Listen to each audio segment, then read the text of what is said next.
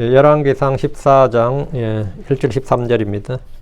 오늘은 결국 끝이 좋지 않다. 제목이 특이하죠.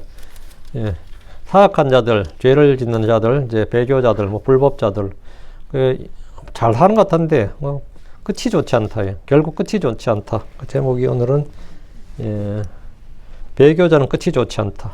뭐는 끝이 좋지 않다. 인생이 끝이 좋아야죠. 무엇보다도. 끝이 좋아야 됩니다. 오늘은 11절 말씀 같이 14장 11절 말씀 열왕기상 14장 11절 말씀 같이 읽겠습니다. 여로보암에게 속하여 그 도시에서 죽은 개들이 먹고 죽은 자를 개들이 먹고 들에서 죽은 자를 날짐승들이 먹으리라. 이는 주가 그것을 말하기 때문이라. 여로보암에게 속하여 그 도시에서 죽은 자들 하면 이제 여로보암 집안 사람들이 다 죽는다 이거예요. 근데 그게 이제 개들이 먹고 도시에서 죽은 자들은 개들이 먹는다 이겠죠. 도시에서 죽었다면 도망을 못 갔다는 뜻이고 들에서 죽었다는 건 도망가다 죽은 거죠. 들에서 죽은 자는 도망가다 죽었는데 도시에서 도망 못 가고 죽든지 도망가다 죽든지 그들은 제대로 묻히지도 못한다는 겁니다. 그래서 이 끝이 얼마나 좋지 않는지를 보여준 건데 결국 끝이 좋지 않다. 여로보암의 집안, 왕국 다 그렇습니다. 오늘은 결국 끝이 좋지 않다. 오늘 공부할 본문 말씀은 배교자는 끝이 좋지 않다 합니다. 성경은 사악한 자, 불법자, 배교자의 끝이 잠깐 번성하는 것 같으나 끝은 멸망과 비참함 그리고 영원한 형벌임을 반복해서 보여줍니다. 세상 사람들도 권선징악이나 인과응보를 말하고 있습니다. 근데 어떤 사람은 죽을 때도 잘 죽는 것 같지만 그 다음 여로보암도 그 아들 세대에 바로 몰락했잖아요. 그러니까 잘 살고 죽을 것 같아도 그게 끝이 아니었던 거죠. 그 다음 2대까지도 괜찮다면 3대 끝이 좋지 않다고요. 사람은 무엇을 심는지 심는 대로 거두고 뿌린 대로 거둔다는 것은 상식입니다. 그럼에도 간혹 죄와 불법을 삼는 사람들이 더 잘 사는 것처럼 보일 때가 있습니다. 우린 그런 꼴을 좀 많이 보기 때문에 정의가 어디 있는가, 하나님 어디 계시는가 이런 질문도 하지만 그렇게 보일 때가 있어요. 악한 자들에 대한 징계와 심판이 속히 집행되지 않기 때문에 어떤 사람들은 심판이 없는 줄로 생각을 합니다. 그러나 우리가 반드시 알아야 할 것은 죄의 삭은 사망이요 육신을 따라 살면 죽는다는 겁니다. 가인은 의로운 동생 아벨을 죽였습니다. 그는 동생을 죽인 후에도 결혼해서 아이들을 놓고 도시를 건축하며 잘 산 것처럼 보입니다. 그러나 주님은 그가 땅에서 방랑자요 도망자로 살도록 하셨습니다. 그 인생은 말년까지 늘 비참했던 겁니다. 평생을 방랑자요 도망자로 살았습니다. 그는 감옥에 간 것도 아니고 사형을 당한 것도 아니지만 그는 하나님의 심판을 받았고 평생토록 땅의 저주를 받았고 복수를 누려하는 삶을 살았습니다. 사울 왕도 그런 예입니다. 그는 주의 기름 부음을 받아서 이스라엘 최초의 왕이 된 사람입니다. 그러나 그는 최초의 왕이 됐네. 그러나 그는 불순종과 반역으로 인해서 비참한 최후를 맞았습니다. 40년 동안 이스라엘의 왕으로 통치했으니 한 인생 잘 먹고 잘 살았다 이렇게 말할 수도 있지만 그의 말년은 뭡니까? 적에게 쫓겨다니다가 결국은 자살로 생을 마감했습니다. 자살로 생을 마감했어요. 그리고 말년에도 그렇다고 평안했냐? 그것도 아닙니다. 말년에 그는 악한 영에 시달리면서 고통 가운데 지내다가 전쟁터에서 자신은 물론이고 아들들까지 죽음으로 왕국과 집안이 몰락을 했습니다. 그는 죽기 전에 이미 하나님으로부터 버림을 받았습니다.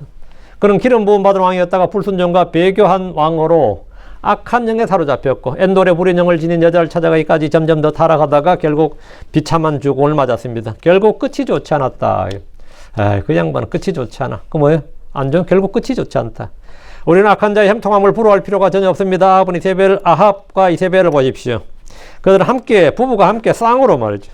바알 숭배를 이끌고 나봇의 포도원을 빼앗기 위해서 거짓 증인을 동원해서 그를 죽였습니다. 그러나 그들은 왕이었기 때문에 하나는 왕이고 하나 왕비니까 그 땅에서 처벌을 받을 일이 없었습니다. 법이 처벌하냐 아니면 누가 처벌해요? 아무도 처벌하지 못합니다. 처벌받지 않았습니다. 아합이나 이세벨은 죄를 짓고도 죄책감 자체가 없었습니다. 하나님의 엘리야를 통해 개들이 내 피를 핥을 것이요 이세벨은 성벽에서 개들에게 먹히리라 이렇게 심판을 선포하였습니다. 주의 말씀대로 아합은 전쟁터에서 죽었고 그의 피는 개들이 핥았습니다. 이세벨은 창문에서 던져져서 떨어져 말에 밟히고 개들이 그 살을 먹고 얼굴과 손발만 남는 비참한 꼴이 됩니다. 끝이 좋지 않습니다. 우상 숭배와 무지한 피를 흘렸던 그들의 불법과 배교는 이 세상 사람들 중에서는 아무도 심판할 사람이 없을 것 같지만 그 나라에서는 아무도 그를 심판할 수 없을 것 같았지만 더 높은 권력이 위에 있다는 사실을 보여줬습니다. 광야에서 고라와 무리들을 보셔도 마찬가지입니다. 고라와 회중들 가운데 유명한 우두머리들 250명이 모세와 아론을 대적해서 반역을 했습니다. 광야에서 일어난 최초의 반역 사건입니다. 반란이었죠. 반역. 쿠데타였다고. 광야에서 일어난 큰 반역 사건이었습니다. 그들은 백성들 사이에서 명망 있는 자들이었습니다. 아무도 그들을 처벌할 수 없었습니다. 그러나 하나님은 땅을 갈라 그들을 산채로 지옥으로 내려가게 하셨습니다. 그들이 비록 사람들 사이에서 유명했고 지지를 받았지만 하나님의 심판 앞에서 할 수 있는 일은 아무것도 없었습니다. 신자들이라고 해도 죄를 지으면 그 종말이 어떠한지를 보여주는 극적인 사건이 고라의 반역, 또 이상한 불을 들였다가 그 즉사한 그 나답과 아비후입니다. 그들은 초대 제사장들이었습니다.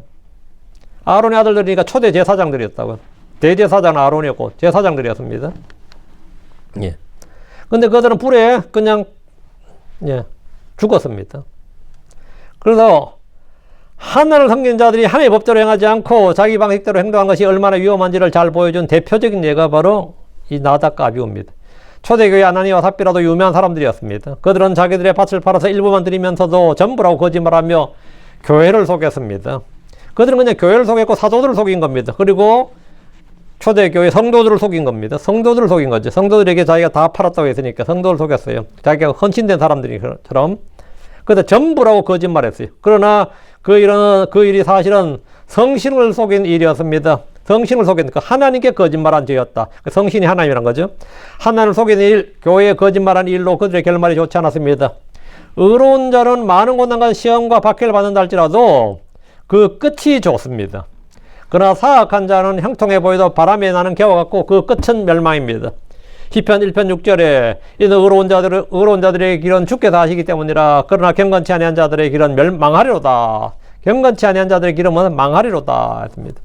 시편 37편 1절 2절 너는 악을 행하는 자들로 인하여 초조하지 말라. 그리고 불법을 행하는 자들에 대하여 부러워하지 말라. 이는 그들이 곧 풀같이 베일 것이요. 끝이 좋지 않다고요. 그들이 곧 풀같이 베일 것이요. 또 푸른 채소같이 시들기 때문이로다. 무성했다 하더라도 그 끝은 뭐죠? 베이고 시드는 것이다. 멸망이다 이 말입니다. 시편 37편 35, 36절 내가 큰 권능을 가진 그 사악한 자가 푸른 월계수같이 스스로 뻗어난 것을 보았도다.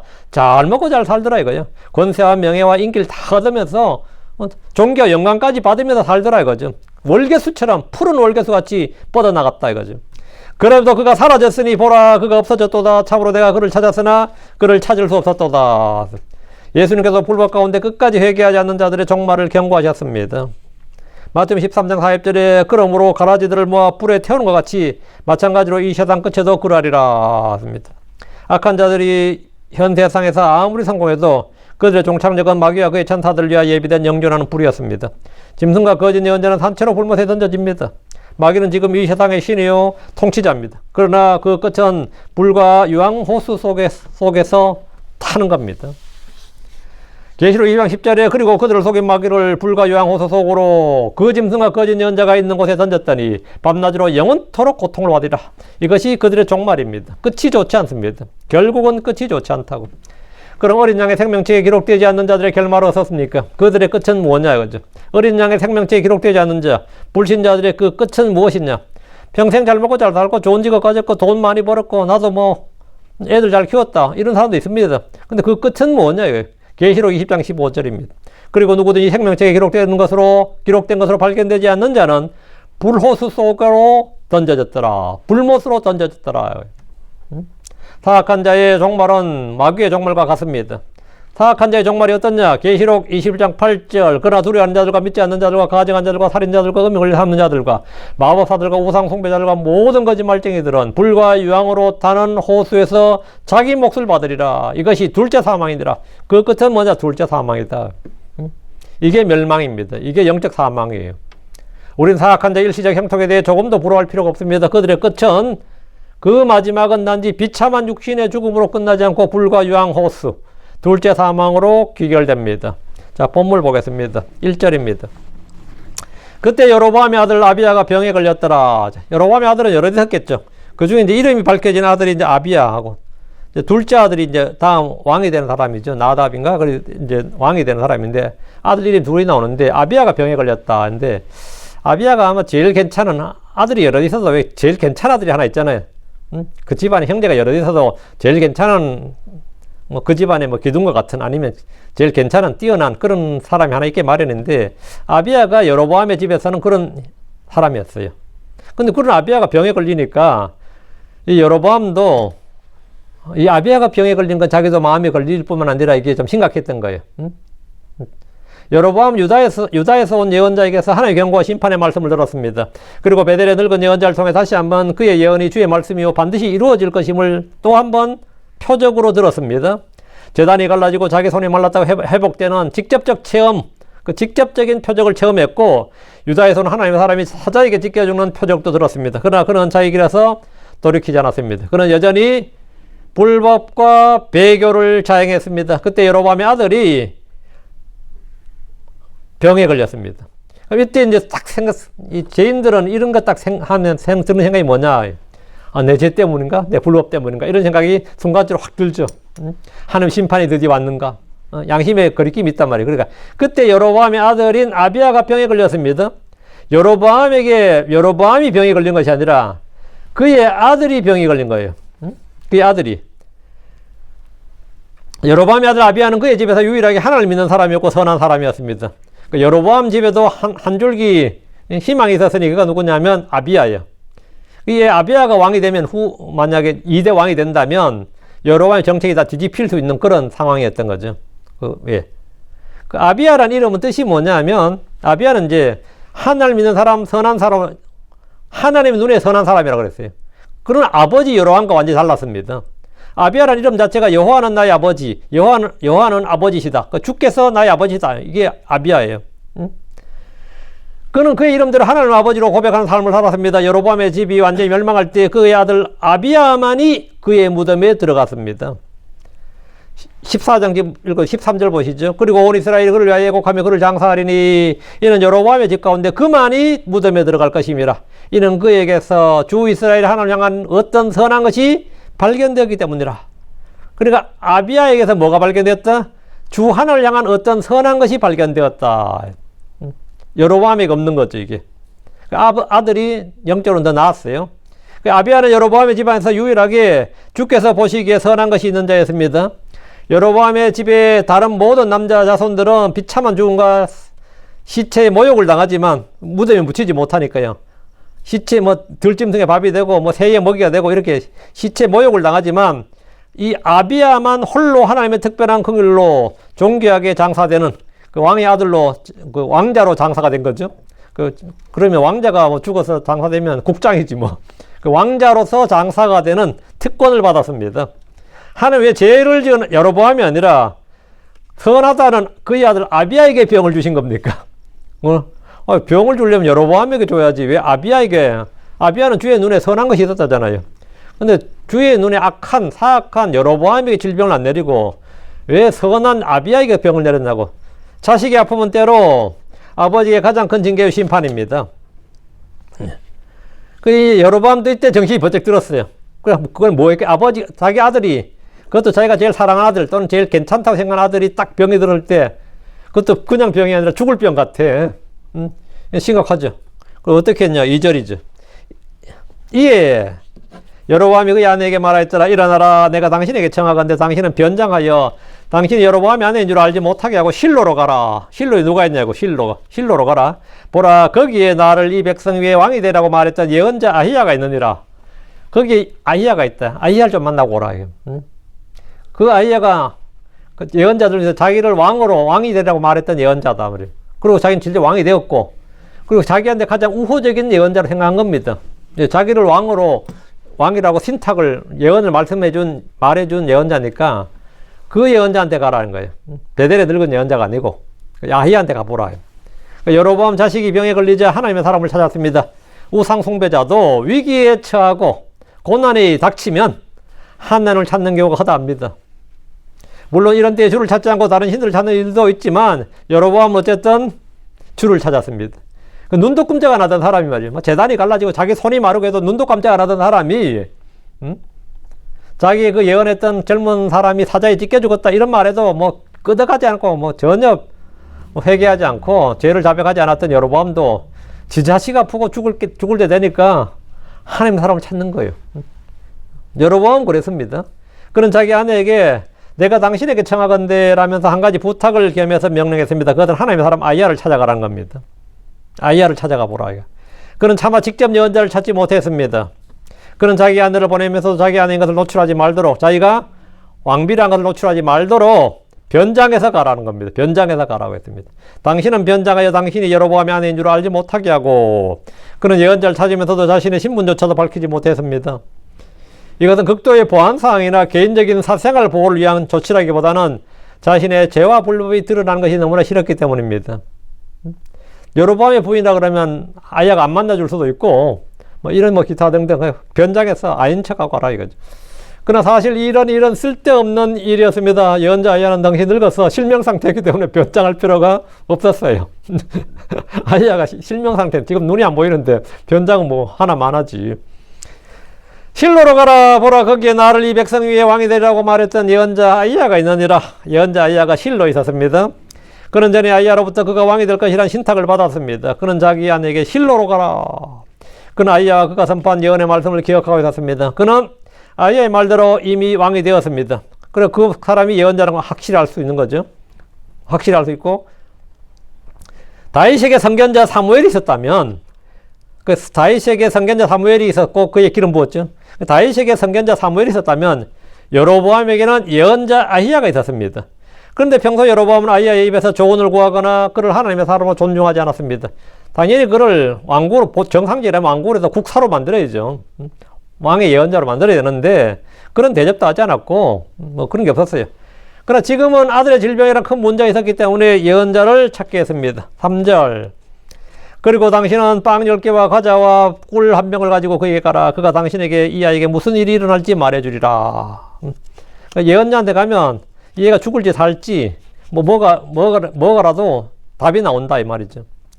유다나 이스라엘 사람들은 예언자를 찾아갈 때 빈손으로 가지 않고 예물을 가지고 갔습니다. 사울이 잃어버린 나귀를 찾다 선견자 사무엘을 만나고자 했습니다. 그때 그는 선견자에게 드릴 예물이 없다고 고민을 했어요.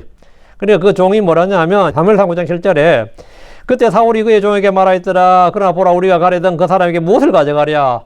이는 우리 그릇에 있던 빵은 소진되었으니 하나님의 사람에 가져갈 선물이 없도다. 우리에게 무엇이 있느냐? 빈손으로 안 갔다 이 말이죠. 선견자를 만나러 갈 때는 맨손 빈손으로 가지 않았다. 그럼 뭔가를 가지고 가야 되는데 우리가 가져갈 게 없는데 뭐가 없냐? 이래 물어요. 그때 사울의 종이 뭐냐? 보소서 내게 여기 은 4분의 1세겔이 손에 있나이다. 내가 그것을 하나님의 사람에게 드려 우리의 길을 우리에게 말해달라 하리다. 이게 뭐야? 복비야? 뭐 선견자한테 뭘 물으려면 그래도 그 은을 드리겠다는 거야. 자기 손에 있는 은 4분의 1세겔이 있는데 이 작은 돈이면 이거라도 드리겠다 이거야. 여로보암은 자기 아내에게 빵 10개, 과자와 꿀 1병을 가져가라고 했습니다. 예언자 아이야에게 가면 그가 병든 자기 자식에게 무슨 일이 일어날지를 말해줄 것이라고 합니다. 그런 기대가 있었던 겁니다. 그런 기대, 그런 믿음이 있었던 거죠. 당시 예언자들은 하나님의 말씀을 받아서 전하는 그 신탁뿐만 아니라 선견자 사무엘 같은 경우는 잃어버린 나귀를 찾아줬고요. 나귀를 이미 찾았다고요. 나귀를 찾아주고 병든 자식이 어떻게 될지도 미리 말해줄 수 있었습니다. 그게 척 이렇게 말해줄 그게 그 당시 선견자 또는 예언자가 하는 일이었어요.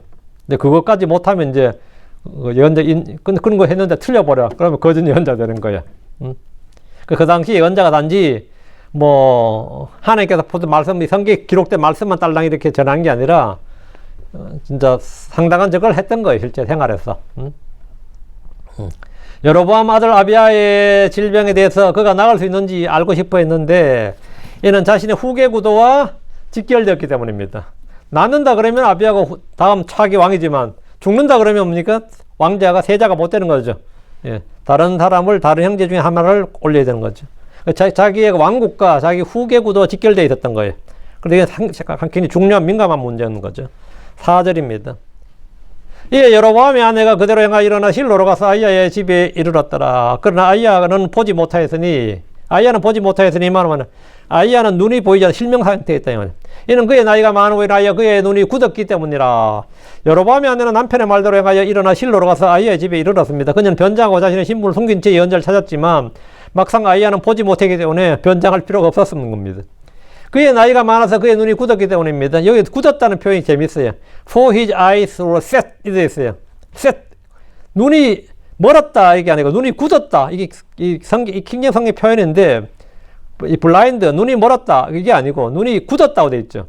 성경이 그의 눈이 멀었다, 보지 못한다 이렇게 말하지 않고 굳었다고 말하는데 이건 굉장히 정확한 표현이에요. 사람이 나이가 들면 시력을 잃죠. 시력을 잃는다는 건 뭐냐면 눈동자가 움직이지 않는 상태로 굳어서 고정되는 겁니다. 그 시력이 없는 게 아닌데 눈에 이 눈 안에는 뭐가 있어요? 조리개가 있죠. 조리개가 풀리고 이게 수축도 되고 확장도 되고 이게 시력을 결정지어요. 근데 이게 굳어버리면 확장도 안 되고 수축도 안 돼. 그게 눈이 먼 겁니다. 그 나이 들어서. 우리가 사람이 나이가 들어서 이 시력을 잃는다는 것은 뭐냐면 눈이 갑자기 없어졌느냐? 그건 아니죠. 눈동자가 움직이지 않은 채로 그 근육이 동공의 수축과 확장이 안 되고 굳어서 고정이 되는 겁니다. 노안이라는 것이, 우리가 노안이라고 하는 노안이라는 것도 눈의 확장 수축력이 조리가 쫙 풀어지고 착 줄어지고 이게 젊을 때처럼 그렇게 반응을 해야 되는데 그게 수축력이 아니면 확장력이 떨어지면서 점점 굳어지는 현상이 노안입니다. 빨리 확장이 되면 안 되는 거죠. 빨리 수축이 되면 안 되는 거예요. 나이로 인해서 노안이 진행되면 수정체 조절력 감소로 인해서 근거리 초점 맞추기 어려워지고 동공의 수축력 확장 기능도 떨어져서 빛의 변화에 대한 반응이 느려지거나 동공 크기가 작아질 수 있습니다. 노안의 핵심은 수정체 탄력자로 먼 곳과 가까운 곳을 볼 때 수정체 두께를 조절하는 힘이 약해지는 겁니다. 나이가 들면 동공을 조절하는 근육의 탄력도 떨어지고 동공이 작아지고 빛에 대한 반응 속도가 느려지는데 어두운 곳에서 동공이 확장되어야 되지만 노안이 있으면 이 확장이 제대로 이루어지질 않아서 사물을 보기가 어렵게 됩니다. 힘들게 됩니다. 이런 것이 고정되어 버리면 이제는 뭐 느리다가 아니라 고정되어 버리다. 이게 셋이. For his eyes were set 할 때 set 이게 뭐냐? 눈이 굳어버렸다 이거예요. 그러면 눈이 멀었다 그런 겁니다. 이제는 뭐 눈이 이게 작동을 안 하는 거죠. 안에서. 예언자 아이의 눈 상태가 그러했기 때문에 이제 볼 수가 없게 된 겁니다. 나이 든 이삭도 눈이 보이질 않았습니다. 눈이 그냥 안에서 고정되어 버린 거죠. 5절입니다. 그리고 주께서 아이에게 말씀하였더라. 보라, 여로보암의 아내가 자기 아들을 위하여 내게 무엇을 물으러 오라니 이는 그가 병들었습니다. 너는 그녀에게 이러이러하게 말할지니라. 이는 그녀가 들어올 때 다른 여자인 제 가장을 것이기 때문이라. 여로보암의 아내가 실로 있는 아이야의 집에 왔을 때 주께서 아이에게 말씀하셨습니다. 보라, 여로보암의 아내가 자기 아들을 위하여 내게 물으러 오나니 했는데 아이야는 자기 감각이나 날카로운 통찰력이나 소위 말하는 신통력을 통해서 여로보암의 아내가 오는 것을 안 것이 아닙니다. 오늘날 교회에서 예언의 은사를 받았다는 사람도 있지만 아이야는 그런 것으로 안 것이 아니라 주의 계시를 통해서 알았습니다. 주님이 이 사실을 정확하게 말씀해 주셨고 그가 누구인지 무엇인지 무엇 때문에 왔는지 목적과 이유까지 다 알려주셨습니다. 여로보암의 아내는 자기 아들을 위해서 왔습니다. 그녀는 예언자에게 무엇을 물으러 왔습니다. 뭔가 알고자 물으러 왔어요. 이유는 그가 병들었기 때문입니다. 주께서 이 모든 걸 아이에게 말해 주셨습니다. 말씀해 주셨습니다. 그래서 예언자는 네가 왜 왔느냐 물어볼 필요가 없었습니다. 네가 누구냐 물어볼 필요가 없었다고요. 미리 이미 다 알고 있었다고. 방문하기 전에 이미 다 알고 있었어요. 사무엘도 당연히 사울에 대해서 알고 있었고 다윗에 대해서 알고 있었어요. 왜? 주님이 미리 말씀해 주셨기 때문이죠. 주님은 아이야에게 너는 그녀에게 이러이러하게 말할지니라 하시면서 해야 할 말씀을 주었는데 자, 다시 5절. 이는 그녀가 들어올 때 다른 여자인 제 가장할 것이기 때문이라. 아이는 이미 주의 말씀을 통해 그녀가 누구인지 왜 왔는지 어떻게 올 것인지 아셨고 그녀가 온 목적까지 미리 정확하게 알았습니다. 우리 주님은 모든 사람의 생각과 상상과 마음의 계획과 의도까지 다 정확히 아십니다.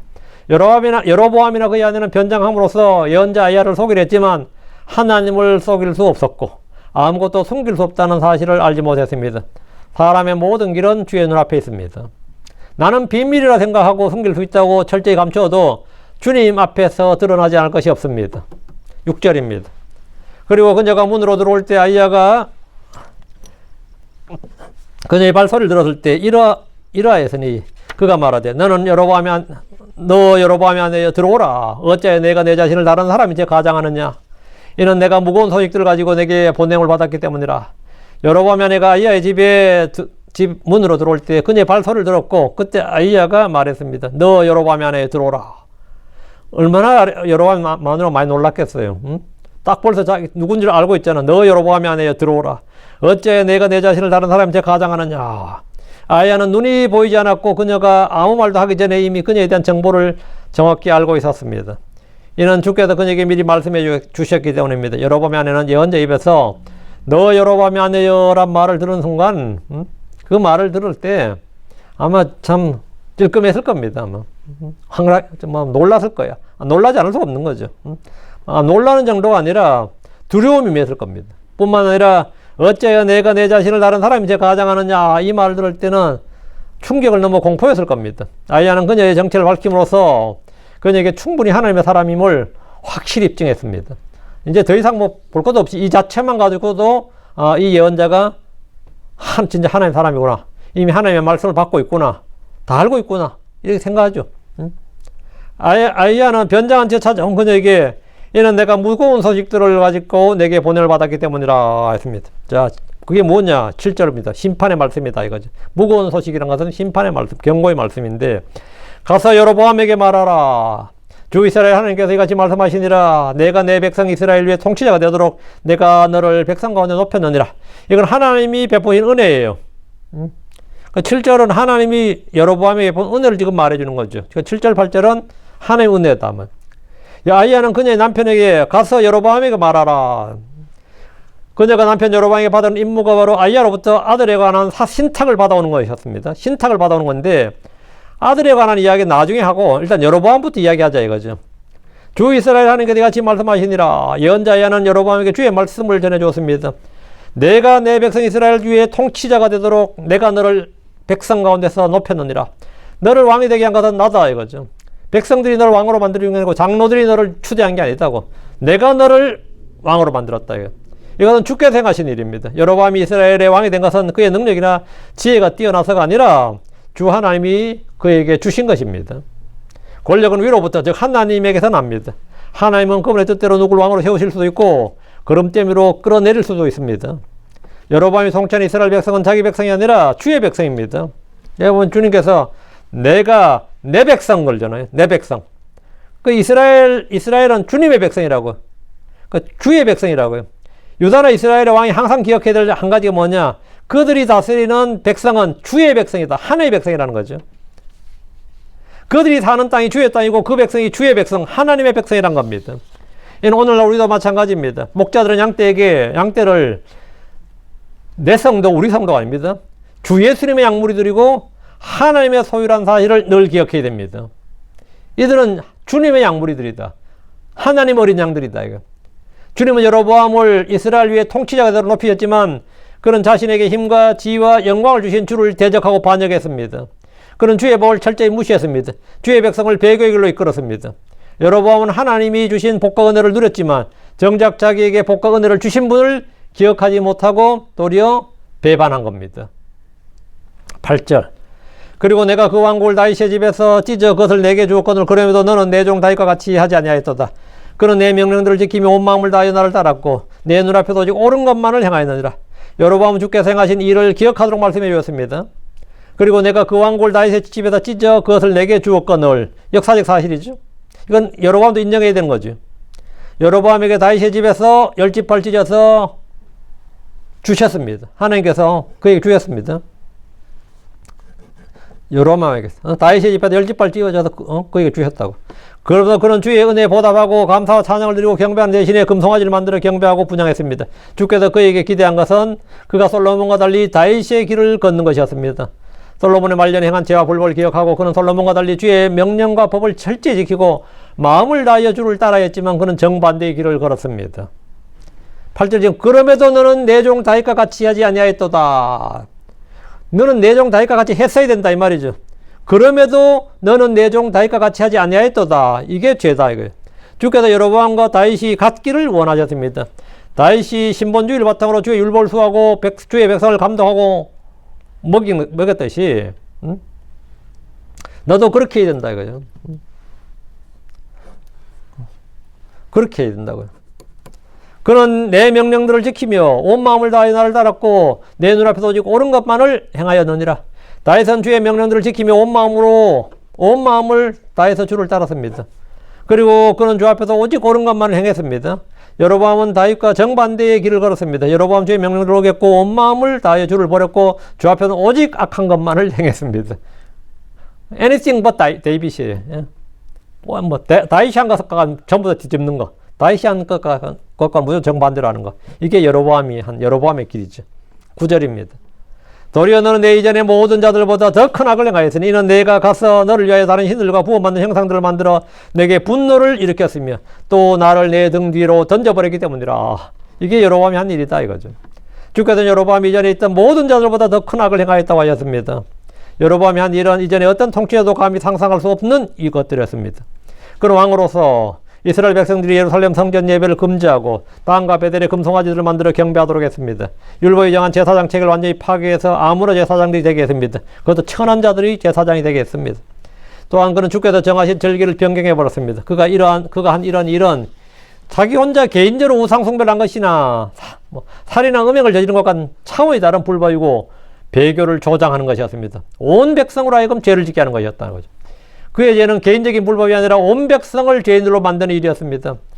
지금 9절에 이는 내가 가서 너를 위하여 다른 신들과 부어 만든 형상들을 만들어 내게 분노를 일으켰으며 여로보암이 왕이 된 후에 이스라엘에서 한 일은 죄와 불법이요 주의 분노를 일으키는 것뿐이었습니다.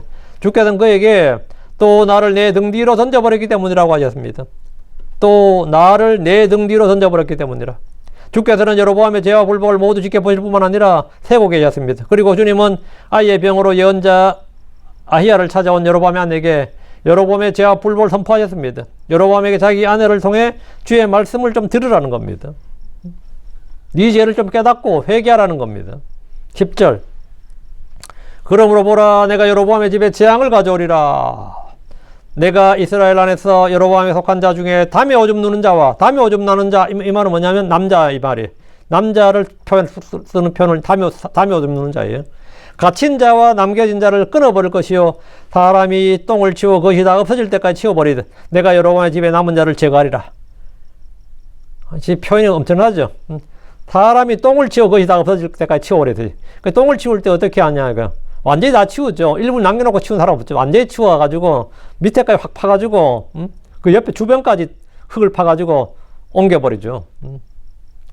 뭐 삽에 묻지 않도록 삽으로 판다면 똥을 치울 때 그렇게 치웁니다. 그리고 그 주변에서 싹 긁어가지고 냄새 나지 않도록 그렇게 해서 깊이 묻어버리거나 이렇게 한다면 그게 똥을 치우듯이인데 그렇게 똥을 치워서 그것이 다 없어질 때까지 치워버리지 여로보암의 집에 사람들 이렇게 치워버리겠다는 거예요. 내가 여로보암의 집에 남은 자를 제거하리라. 똥을 제거하듯이 제거하겠다. 진짜 우리말로 아무리 강한 표현도 이 정도 표현이 잘 안 나와요. 뭐 우리는 발본, 세권, 삭초제건 뭐 별의별 소리, 뭐 초토화 작전, 뭐 씨를 말린다 별별 표현을 다 쓰지만 이 정도 표현이 아주 뭐 굉장히 자연스럽고 연약한 표현 같은데 엄청난 표현이거든요. 사람이 똥을 치워 그것이 다 없어질 때까지 치워버리듯 이런 식으로. 여로보암 왕이 된 후에 평안하게 잘 먹고 잘 살았습니다. 잘 먹고 잘 살았어요. 그런데 그를 대적할 사람도 없었습니다. 왕인데 뭐. 그러나 그에게는 그를 심판하실 수 있는 하나님이 계셨습니다. 땅에 있는 주인들은 위에 있는 주인을 기억해야 됩니다. 땅에서 주라 불리고 왕이라 불리는 자들은 더 높은 권력에 복종해야 됩니다. 여로보암에게 왕위를 주신 분께서는 언제든지 그의 왕위를 빼앗아 가실 수 있습니다. 그에게 은혜와 복을 주신 분께서 언제든지 그에게 저주와 심판을 내리실 수 있습니다. 바벨론의 느부갓네살 왕은 자신의 힘으로 왕국을 세웠다고 생각했습니다. 하나님은 그에게 7년 동안 왕좌에서 쫓겨나 짐승처럼 살게 하였다가 다시 왕위에 오르게 하였습니다. 왜 그렇게 하셨느냐? 이유는 그의 왕국과 권력과 권세와 권능이 하나님으로부터 나는 것을 알게 하기 위한 것이었습니다. 다니엘 4장 30절에 보면 왕이 말하 이르되 이 큰 바벨론은 내가 내 권능의 힘으로 또 내 위엄의 영광을 위하여 왕국의 집으로 건축한 것이 아니냐. 내가 한 거 아니냐 이 말이죠. 그의 말이 아직 왕의 입에 있을 때 하늘로부터 하는 음성이 떨어졌습니다. 오 느부갓네살 왕이여 내게 이것을 말하노니 그 왕국이 내게서 떠났느니라. 그리고 그들이 너를 사람들로부터 쫓아낼 것이요 너의 겉에는 들의 짐승들과 함께 있게 될 것이며 그들로 너로 하여금 소들처럼 불을 먹게 하리라. 그리고 7대가 내 위로 지나가려니 이는 지극히 높으신 이께서 사람들의 왕국을 다스리시며 또 그분께서 뜻대로 누구에게든지 그것을 주신다는 것을 내가 알리라. 하나님이 왕국을 누구에게든 자기 뜻대로 주신다고요. 왕이든 왕국이든 누가 다스리느냐? 궁극적 통치자 누구냐? 지극히 높으신 이께서 사람들의 왕국을 다스리신다. 또 그분께서 뜻대로 누구에게든지 그것을 주신다는 것을 내가 알리라. 그래서 느부갓네살은 자신이 뭐 좀 썸띵이라서 이렇게 된 줄 알았는데 그게 아니라 이 말이죠. 그걸 알게 해주겠다 이거죠. 권력은 위로부터 나는 것이요 주님이 주시는 것입니다. 악한 백성 위에 주님은 사악한 통치자를 주십니다. 오늘 우리는 투표를 잘해야 한다고 말하지만 투표하는 사람 따로 있고 개표하는 사람이 따로 있습니다. 베네수엘라 보십시오. 그 마두로가 어떻게 삼선을 해요, 솔직히. 응? 무슨 재주로 삼선합니까? 나라 망해가는데. 근데도 향하잖아요. 그 사람 지금 투표도 또 돼요. 응? 그 사람 미국의 감옥에 있어서 이게 선거에 입후보하면은 당선됩니다. 죽은 차베스부터 이번에 잡힌 마두로까지 통치하는 동안 국민들이 아무리 투표해도 아무것도 바꿀 수가 없었습니다. 왜? 개표자들이 따로 있기 때문입니다. 공산주의 국가나 독재국가, 후진 국가들만 그런 것이 아니라 민주주의가 발전한 나라들도 마찬가지입니다. 스탈린이 한 유명한 말이 있습니다. 표를 찍는 자는 아무것도 바꾸지 못한다. 표를 세는 자가 모든 걸 바꾼다. 참 명언이죠. 그 말 했을 때 참 전부 다 웃었는데 공산주의 나 그렇게 하니까 그러니까 뭐 99%는 자기 마음대로 100% 나오잖아요. 표를 찍는 자는 아무것도 하지 못한다고. 표를 세는 자가 모든 걸 바꾼다. 투표는 인민이 하지만 개표는 권력자가 한다. 투표하는 자는 아무것도 결정하지 못하고 개표하는 자가 모든 걸 결정한다. 이게 그 스탈린이 한 말입니다. 이 말은 지금 미국이나 한국에서도 예외가 아닙니다. 예외가 아니에요. 그럼 그런 악한 권력과 비정상적인 권력도 위로부터 오는 것이냐 이거죠. 그렇습니다. 느부갓네살에게 왕국과 위엄과 영광과 존귀를 주신 분은 하나님이십니다. 여로보암에게 주신 분도 하나님이시고 아합에게 그 자를 주신 것도 하나님이시다고.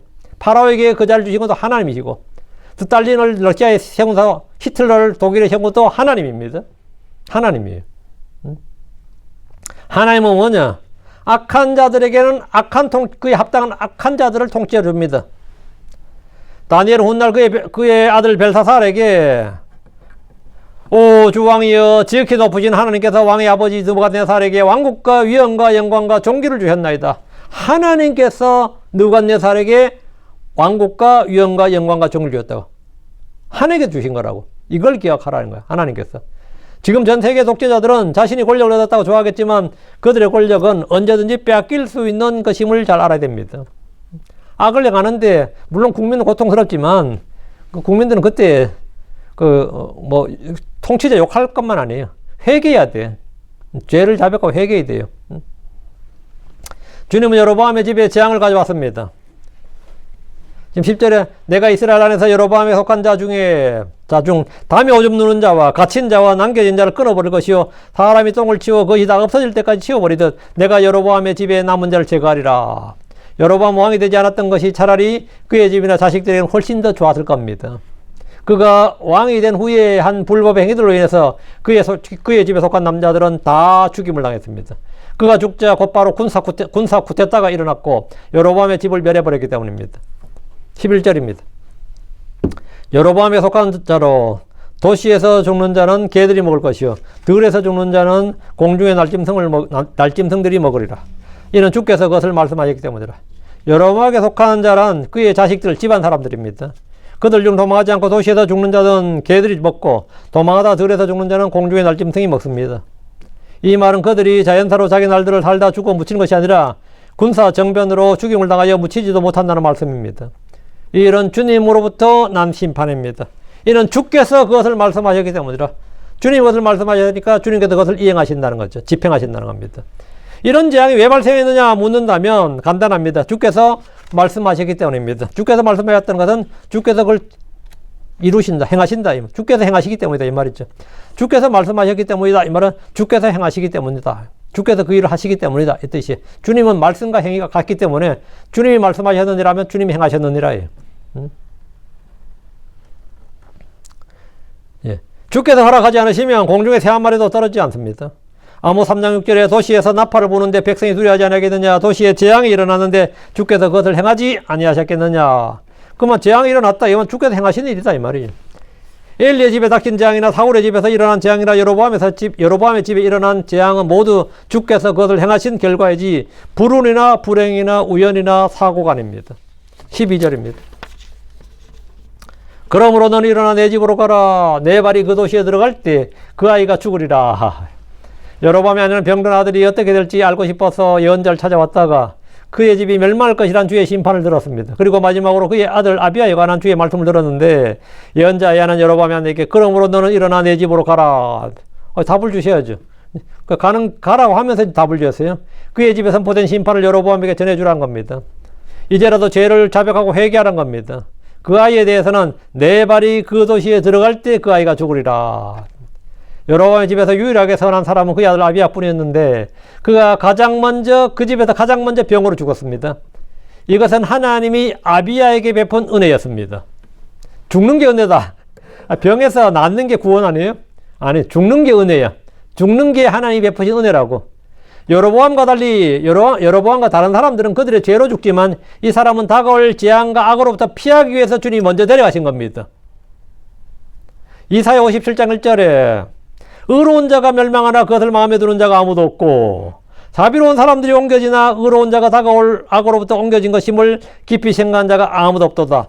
자비로운 사람들이 옮겨지나 이게 뭐냐면 taken away거든요. 자비로운 사람들이 제거되나 이 말이에요. 자비로운 사람 죽으나 이 말이죠. 죽으나 이 땅에서 죽어서 taken away 옮겨진다.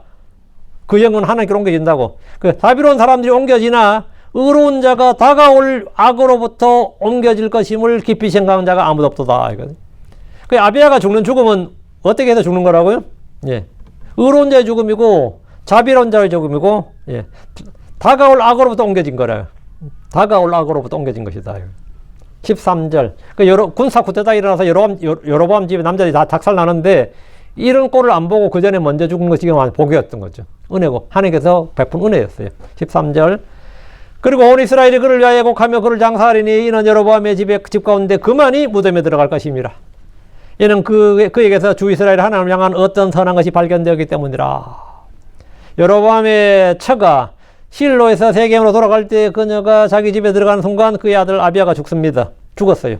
그의 죽음이 온 이스라엘이 그를 위하여 애곡하며 그를 장사합니다. 북왕국 이스라엘 초대 왕의 아들이 젊은 나이에 죽었기 때문입니다.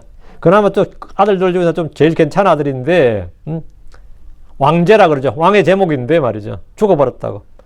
그는 여로보암의 집에서 무덤에 묻힌 유일한 아들입니다. 성경은 이는 여로보암의 집 가운데서 그만이 무덤에 들어갈 것임이라고 합니다.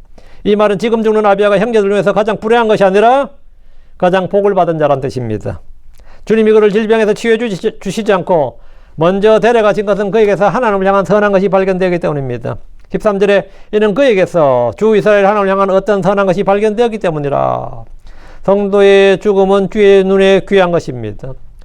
젊은 나이에 병에 걸려 죽은 아비야는 불행한 사람이 아닙니다. 시편 116편 15절에 그분의 성도들의 죽음은 그 주의 눈앞에도 귀중하도다. 죽는다는 것은 하나님께 버려진 순간이 아니라 특별한 관심과 돌보심 아래 있는 사건입니다. 재앙의 날들에 사는 것은 고통입니다. 계시록 14장 13절에 그리고 내가 하늘로부터 한 목소리가 내게 말씀하신 걸 들었으니 기록하라. 이제부터 주 안에서 죽는 자들은 복이 있도다.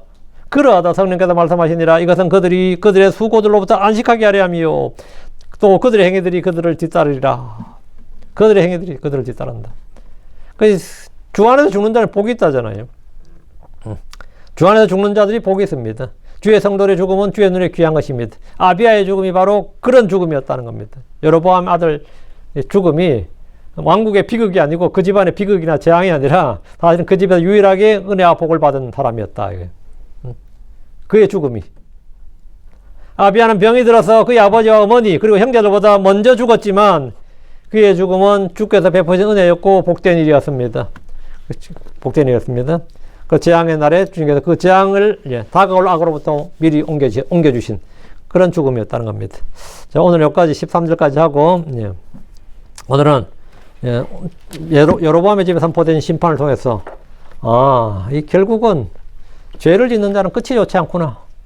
결국은 끝이 좋지 않다. 우리는 뭐냐? 죽더라도 끝이 좋아야 되죠. 죽더라도 끝이 좋아야 된다고. 순교자의 죽음은 끝이 좋은 죽음이에요. 주 안에서 죽는 죽음은 끝이 좋은 거고. 그렇지 않은 자들은 끝이 좋지 않는 거고. 오케이. 오늘 여기까지 하겠습니다. 기도합시다. 위대하시고 거룩한 주 하나님 감사합니다. 오늘 주의 말씀을 선포했습니다. 선포된 모든 말씀들이 성도들에게 잘 전달되게 하시고 듣는 모든 흔들도 말씀을 믿음으로 잘 받아서 마음 위에 보고에 쌓아둘 수 있도록 해주시고 숨겨두게 해주십시오. 그리고 아버지 하나님 모든 말씀을 깊이 생각할 수 있도록 해주시고 이전에 기록된 것들이 우리의 배움과 교훈과 본보기로 기록된 것들이오니 아버지 하나님 저희가 거기서부터 무언가를 배울 수 있도록 얻을 수 있도록 해주시고 깨닫는 마음을 주셔서 주의 법에서 나온 놀라운 것들 또 주의 말씀이고 영이고 생명으로 하신 대로 그것들이 저희에게 영적인 힘이 되고 저희를 소생하는 힘이 되게 하시고 마음을 새롭게 해주시옵소서. 전능자주 하나님, 저희 정말 아무것도 아닙니다. 이 세상이 점점 악해지고 배교의 시대에 접어 살고 있습니다.